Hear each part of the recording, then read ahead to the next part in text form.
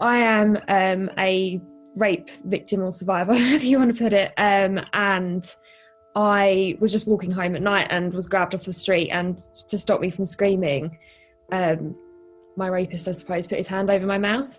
So for me, having anything covering my face at all, it feels like I'm back there. It feels like his hand. I suffer from something called post-traumatic stress disorder, and one of the kind of symptoms of that can be kind of incredibly immersive flashbacks. So as far as I'm concerned, I am back there again, and he's raping me. I won't be able to hear anyone, see anybody, and it's absolutely terrifying.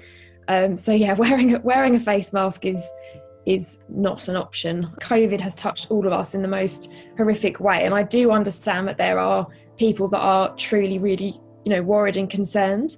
The last thing I want to do is make anyone anxious. So I'd already started restricting where I was going. But when the hairdressers opened up, obviously everyone rushed to try and get a post-lockdown haircut. And I had rung the hairdressers before and said, look, and at this point they weren't mandatory in hairdressers. So it was kind of suggested, and it was becoming more commonplace, but it wasn't mandatory at that stage. And I rang them up beforehand and said, look, just so you know, I'm exempt. I'm happy to show you a letter from my doctor, which I don't actually have to do. And they were absolutely fine with it. But there was a customer in the hairdressers who just completely went off on one, I suppose is the only phrase I can use. And she was incredibly aggressive. And I've had that, I've had a couple of occasions since then when I've absolutely had to go somewhere where face masks are now mandatory, where people have just reacted in a bad way and looked at me and thought, you're just, a anti-COVID person or a COVID denier or whatever it is they're calling them nowadays, which is not the case. We're coming down into a second lockdown now for many of us, myself included. You already feel like a prisoner. Bar going outside in our lovely November weather for exercise. I am a prisoner because I have not been to a shop since the 24th of July.